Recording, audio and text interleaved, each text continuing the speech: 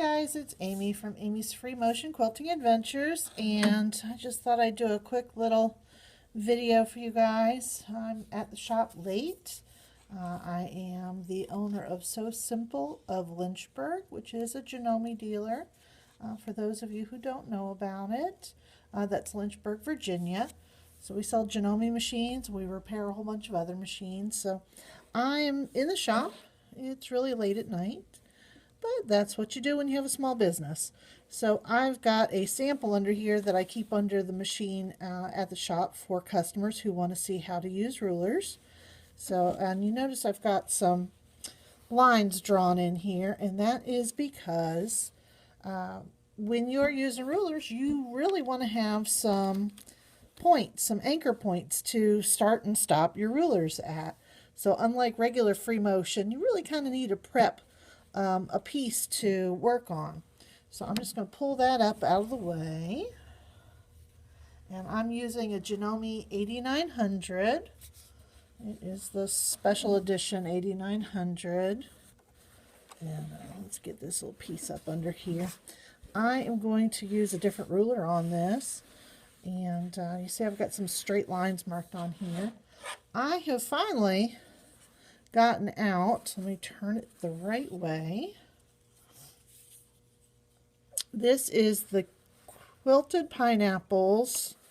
Oh, I need a different color fabric. Let's see if I can grab something real quick. This is the QP Edge 12-inch by Linda Herka from the Quilted Pineapple. Linda, I hope I pronounced your last name somewhat close to correctly. That's a lot of consonants in there. Anyway, this is a great straight ruler. It is 12 inches long. It's got a lot of markings on here to really help you mark your quilts, to use it for quilting as well. It is a long arm ruler, so it is 1/4 of an inch thick. I love Linda's rulers. They have a nice smooth edge. The excuse me, the markings are very clear to read. They're very fine as well. They are etched into the ruler, so they're not going to come off. And one of the things I'm going to do with this ruler, I've got it upside down at the moment. Probably should have done this sooner or earlier, but you might want to see this. So these are the True Grips adhesive rings, or gripper dots as I tend to call them. So you can use these to keep your ruler from sliding. The important part about these is you want to make sure that they don't wiggle. So you want to put them, you don't want to put them down the center of the ruler. So I'm going to put one here on the corner. And it's got the little donut hole. This is the donut. This is the donut hole. I'm going to put that one right here across from it. And I'm going to get another one of these little donut guys. Pop that center out. And I'm going to put that little guy on the opposite corner from the other one. The big one here. And that should keep it nice and even. If I have trouble with slipping, I may put one in the center, but I've got them here in the corners that will help keep the ruler from rocking. When you put a strip down the center on a domestic machine, you can have some rocking going on, and that's because you've got this table on here instead of having a suspended quilt on a quilt frame. So I love these little guys. They are clear so you can see through them. We'd probably call that transparent, but they're also pretty efficient. This is one entire sheet of this material, so after I've used all my little dots, I go back and I cut these things apart right at these little narrow spots, and then I use the material in between them on my rulers as well. Doesn't look as pretty as the round guys, but works just as great. So the first thing I'm going to do is just start quilting these triangles. So I think I'm going to be doing something with 60-degree triangles. You know, I'm putting my foot down before I bring up my bobbin thread. You never want to have that foot up and bring that needle down. you will have a great big slamming effect of the needle clamp hitting that ruler foot because it is so nice and tall right here.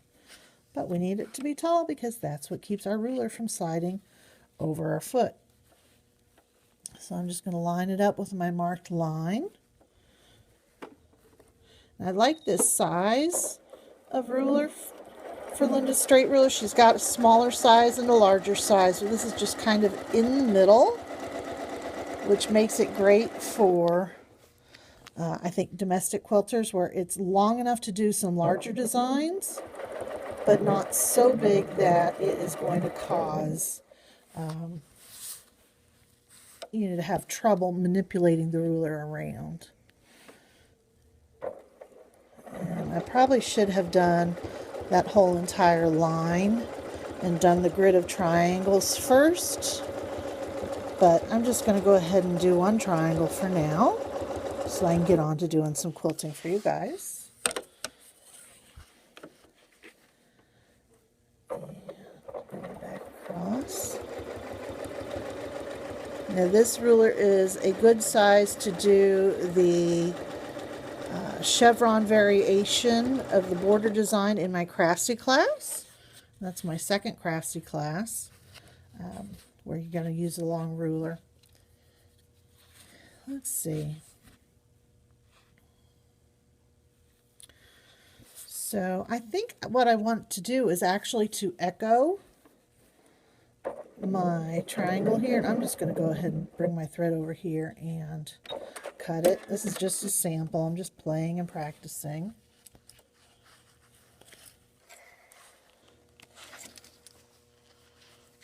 Get my threads out of the way. Now, a lot of times you would want to do something where you can get in from the side and back out easily, but I don't want to do that right now. I want to just do an echo in the center to give it like a nice texture. This will be raised. I'm going to fill in this triangle here, and it's going to flatten it. So it's going to accentuate the shape of the triangles. So I think an inch is going to be too much. So we're going to go with a 1/2 inch. And I really probably should mark my corners for this, but I'm not going to right now. If you were doing an actual quilt, you're going to want to mark your corners. It will definitely help you turn. Let's see, I was doing 3/4 of an inch spacing. So I'm using the second set of lines here against my previous line of stitching. And then remember the 1/4 inch from the edge of the ruler to the foot. And I'm starting in the middle because I know I'm going to be breaking thread and coming out of this triangle. So I really don't care. And because it's late, I'm probably not making really good choices. Y'all know what happens when you quilt late at night, right? That seam ripper ends up coming out. So I'm just using my ruler to eyeball when I need to stop. I really did place that really well. Huh. Usually not quite that accurate. But one of the things I like with this size of straight ruler is I can put both hands on it from either end and really control my ruler. And I want to make sure that I am not stitching straight like this. Now my camera's at a little bit of an angle, so you may not see that, but I don't want to just feed it in like I'm feeding in a seam like when I have my feed dogs up, because when I tend to pull it back towards myself, it's going to it can pierce that working thread, and it's given me trouble in the past, and I've just learned, and I have taught others not to get in the habit of running straight away and straight towards yourself, because the machines just really don't like that. Let's see how close I am over here. So I'm a bit off, so I'm just going to move my ruler back around. I need to get a little bit closer. There we go. Make Make sure I'm not crooked. And I think I'm actually going to rotate. I know you guys like to give me guff for rotating, but when you need to see, you need to see. And I'm not rotating enough that like I'm shoving a whole big quilt around. I'm just rotating, just pivoting a little bit because I want to be able to see where I started from and make sure that I'm going to finish where I started. And I did. And I'm just going to go ahead and freehand right past that spot so you can see. There's a tiny little zigzag. Hardly noticeable, I think. Trim those. Remember, this is just a practice piece, so I can just trim my threads like that. And I want to do just a tiny little filler in here.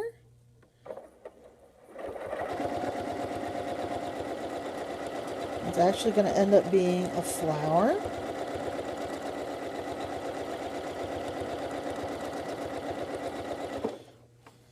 Right there where I came in from.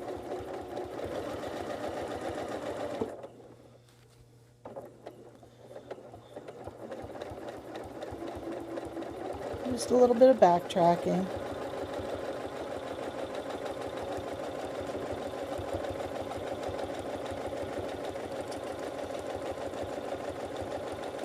I hate it when my flower petals hit an edge, but sometimes you can't help that.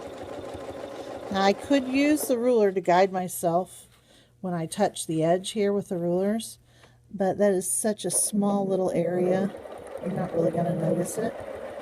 And then I'm just going to fill this in with little tiny swirls.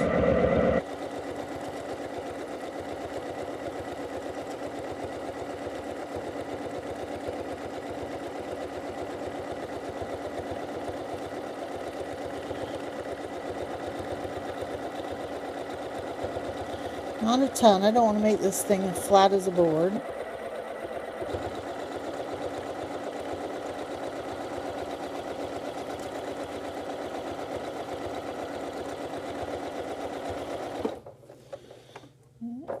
Need to reposition my hands just a little bit and get one more curve in here, just echoing around that little spiral thing.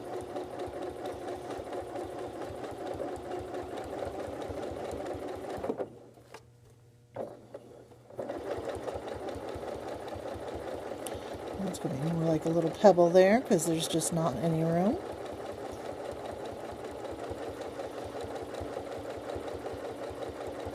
And a lot of time the eye see what it wants to see. So if you can't fit that complete design in there, don't worry about it. So there's my little block. I think I like that. There we go. So there we go. Some nice straight line ruler work using the Quilted Pineapple QP Edge 12-inch ruler. We got our little True Grips gripper dots on the bottom.